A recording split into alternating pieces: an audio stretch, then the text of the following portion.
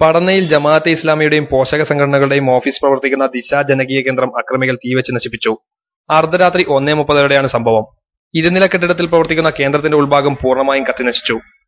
കേന്ദ്രത്തിൽ പ്രവർത്തിക്കുന്ന ജമാഅത്തെ ഇസ്ലാമി വനിതാ വിഭാഗം ഓഫീസുകൾ, solidarity centre, student centre, Ihsan zakat and relief cell, library, help line, സൗജന്യ മെഡിക്കൽ സെന്റർ എന്നിവയാണ് അഗ്നിക്കിരയായത്. ലൈബ്രറിയിലുണ്ടായിരുന്ന ഖുർആൻ പരിഭാഷകളും മറ്റു ഗ്രന്ഥങ്ങളും കത്തിനശിച്ചു.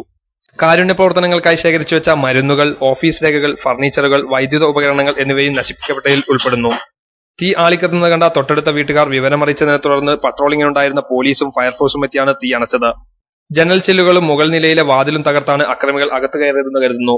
റിസപ്ഷനിലും കോൺഫറൻസ് ഹാളിലും ഉണ്ടായിരുന്ന ഫർണിച്ചറുകളും കൂട്ടിയിട്ട് കത്തിച്ച നിലയിലാണ്.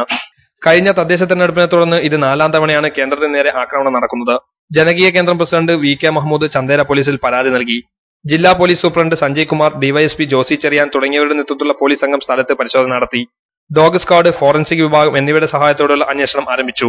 P. Karunakaran MP, K. Kunhiraman MLA, CPM ജില്ലാ സെക്രട്ടറി KP സതീഷ് ചന്ദ്രൻ, മുസ്ലിം ലീഗ് ജില്ലാ ജനറൽ സെക്രട്ടറി MC കമറുദ്ദീൻ തുടങ്ങിയവർ സ്ഥലം സന്ദർശിച്ചു. ഏതൊരാൾക്ക് ഏതൊരു പ്രസ്ഥാനത്തിനും അവരുടേതായിട്ടുള്ള തീരുമാനത്തിൽ പ്രവർത്തിക്കാനുള്ള അധികാരമുണ്ട്. പക്ഷെ അത് പടന്നയിൽ നടക്കില്ല എന്ന് പറയുന്നത് തികച്ചും ജനാധിപത്യ വിരുദ്ധമായിട്ടുള്ള സമീപനമാണ്. ന്യൂസ് ബ്യൂറോ, പടന്ന.